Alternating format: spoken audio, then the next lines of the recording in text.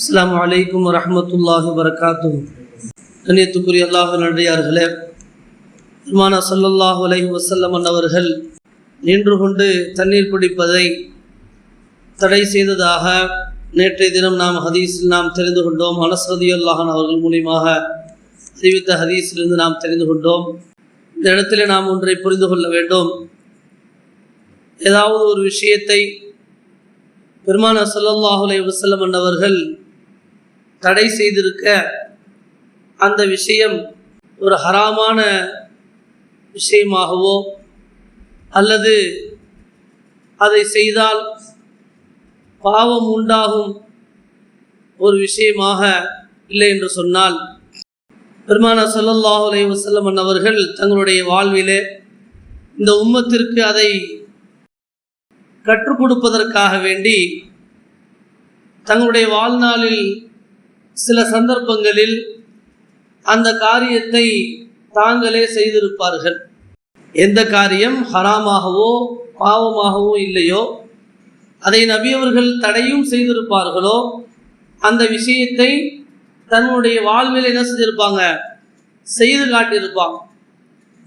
இது பொதுவான ஒரு விஷயமாக இருந்து கொண்டிருக்கு.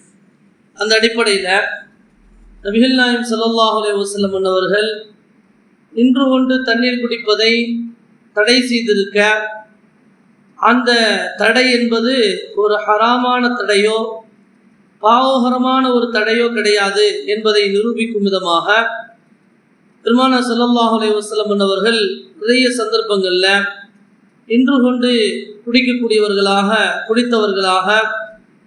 பல அறிவிப்புகளிலும் வந்திருக்கிறது. ஒரு சில இடங்களில் உட்கார்ந்து குடிப்பதற்கு சாத்தியமே இல்லாத இடமா இருக்கு, ஒரு அசுத்தமான இடமா இருக்கு. அந்த இடத்துல உட்கார்ந்து குடிக்க முடியாது, அந்த மாதிரி ஒரு சந்தர்ப்பம் இடமா இருக்கு. அந்த இடத்துல உட்கார்ந்து குடிக்கிறத விட நின்று கொண்டு குடிப்பது நல்லதுதான், தப்பு இல்லை, அது ஒரு பாவமான விஷயம் கிடையாது, தாராளமாக நின்று குடிக்கலாம் என்பதாக பெருமானா ஸல்லல்லாஹு அலைஹி வஸல்லம் செஞ்சிருப்பாங்க, நின்று குடிச்சிருப்பாங்க.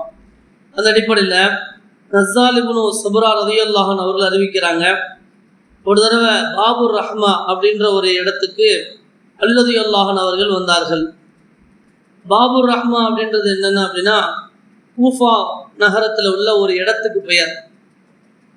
அந்த இடத்துல அலி ரலியல்லாஹு அன்ஹு அவர்கள் நின்று கொண்டு தண்ணீர் குடிக்கிறாங்க. நின்று கொண்டு தண்ணி குடிச்சிட்டு சொல்கிறாங்க, இன்னி ரஅய்து ரசூலுல்லாஹி ஸல்லல்லாஹு அலைஹி வஸல்லம் ஃபஅல கமா ரஅய்துமுனி ஃபஅல்து.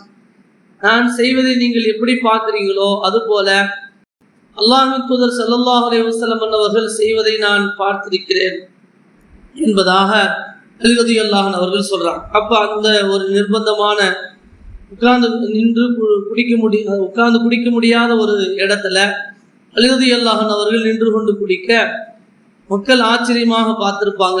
அதனால அலி ரலியல்லாஹு அன்ஹு அவர்கள் சொல்கிறாங்க, நீங்கள் எப்படி பார்க்குறீங்களோ அது மாதிரி ரசூலுல்லாஹி ஸல்லல்லாஹு அலைஹி வஸல்லம் அவர்களும் இது மாதிரி சந்தர்ப்பத்தில் நின்று கொண்டு குடித்திருப்பதை நான் பார்த்திருக்கிறேன் அப்படின்னு அலி ரலியல்லாஹு அன்ஹு அவர்கள் சொல்கிறாங்க. அப்போ இதிலிருந்து இந்த அமல் ஒரு பாவமான ஒரு காரியம் கிடையாது, அமல் கிடையாது என்பதாக நம்ம தெரிந்து கொள்ள முடியுது. இருந்தாலும் இந்த உம்மத்துக்கு பெருமானா ஸல்லல்லாஹு அலைஹி வஸல்லம் அவர்கள் கற்றுக் கொடுப்பதற்காக எதை வழமையாக தங்களுடைய வாழ்நாளில் கடைபிடித்தார்களோ, தங்களுடைய வாழ்நாள் முழுக்க மரணம் வரைக்கும் நபியவர்கள் எந்த விஷயத்தை தொடர்ந்து கடைபிடிச்சிட்டே இருந்தாங்களோ, எதை இந்த உம்மத்துக்கு தாலீமாக கற்றுக் கொடுத்தாங்களோ அந்த நடைமுறை இருக்கிறதே அதுதான் சிறந்த ஒரு நடைமுறையாக இருக்கு. அதுதான் நபி அவர்களுடைய உண்மையான சுன்னத்தான நடைமுறையாக இருந்து கொண்டிருக்கு. அதுதான் என்னது, உட்கார்ந்து கொண்டு தண்ணி குடிப்பு.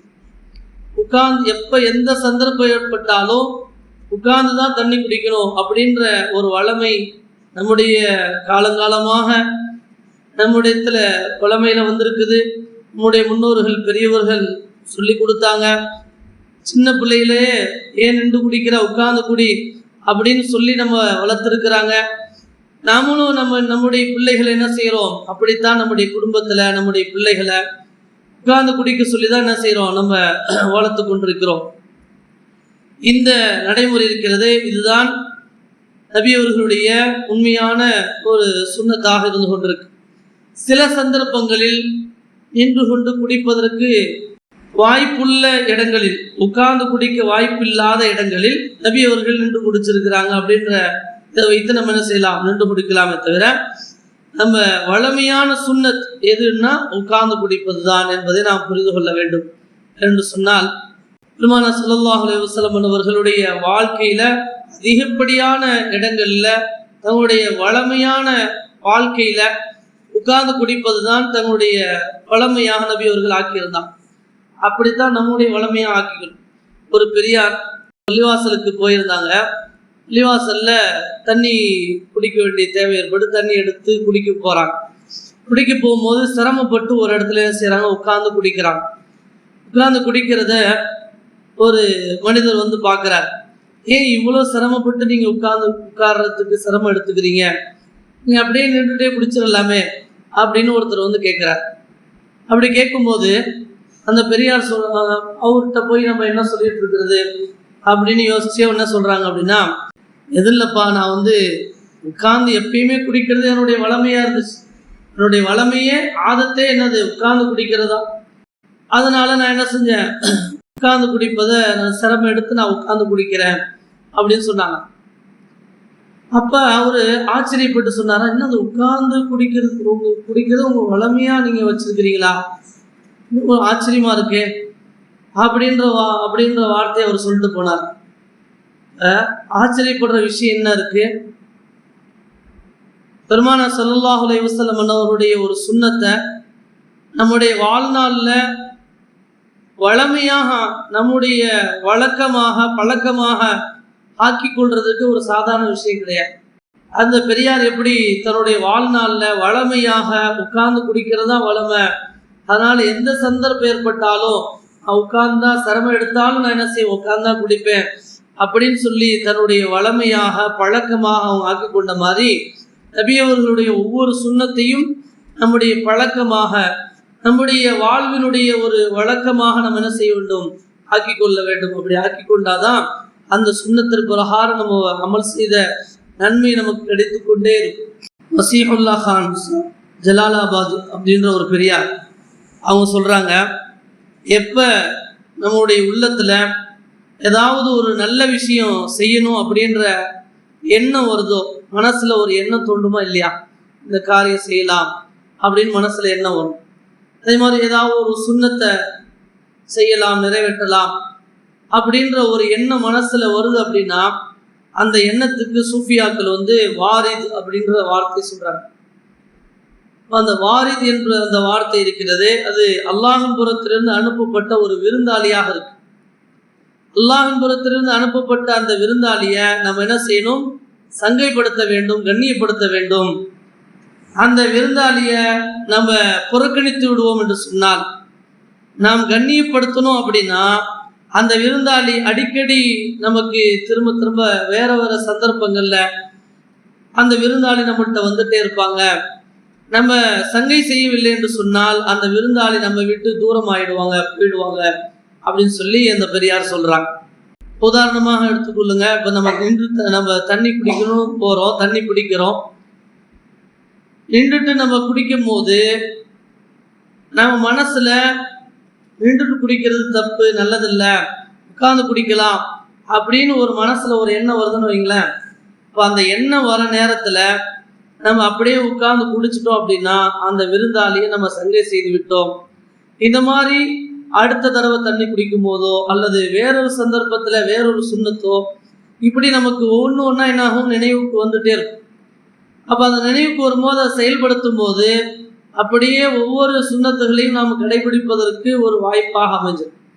நம்ம அந்த விருந்தாளியை பொருட்படுத்தாம நம்ம பரவாயில்ல அது என்ன இருக்குன்னு விட்டு குடிச்சிடலாம் அப்படின்னு நம்ம மனசுல உட்கார்ந்து குடிக்கணும்னு எண்ணம் வரும்போது அதை புறக்கணிச்சுட்டு நம்ம நின்று குடிச்சோம் அப்படின்னா அப்படியாக அது என்ன ஆயிடும், அடுத்தடுத்த தடவையில நினைவுக்கு வராம வேற ஒரு சுண்ணத்துகள் நமக்கு நினைவுக்கு வராம அப்படியே என்ன ஆயிடும், அப்படியே ஆயிடும்.